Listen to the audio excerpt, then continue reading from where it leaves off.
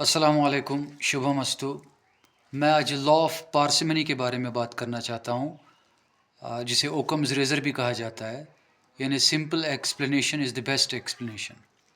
यानी पहले ही किसी चीज़ की एक्सप्लेनेशन अगर ढूंढनी हो तो सिंपल एक्सप्लेनेशन की तरफ जाया जाए, न कि कॉम्प्लेक्स।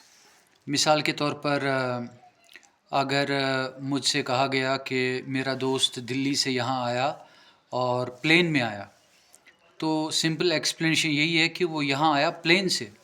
लेकिन कोई और दावा करे कि नहीं, वो उड़ के आया बग़ैर किसी टेक्नोलॉजी के, तो वो कॉम्प्लेक्स एक्सप्लेनेशन है। तो वो हम बाद में मानेंगे, पहले प्लेन वाली बात मानेंगे। इसी तरह से अगर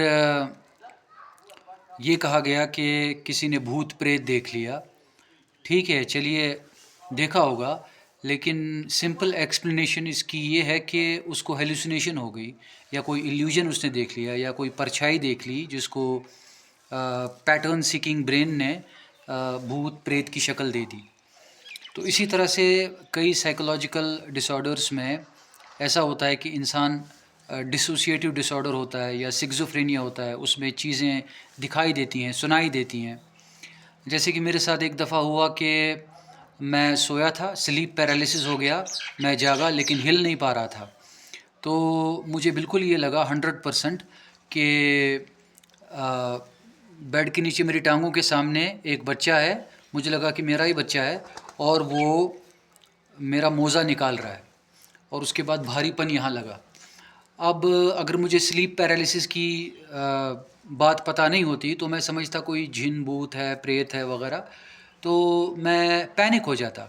लेकिन मैं काम रहा जब तक जो सेंसेशन है पूरी बॉडी में चली गई और फिर मैं जाग गया।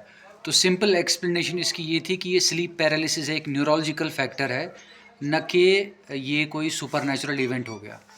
तो सुपरनैचुरल इवेंट से इनकार नहीं किया जा सकता, लेकिन पहले सिंपल एक्सप्लेनेशन ढूंढनी है। तो ये लॉ ऑफ पार्सिमनी है, ओकम्स रेज़र।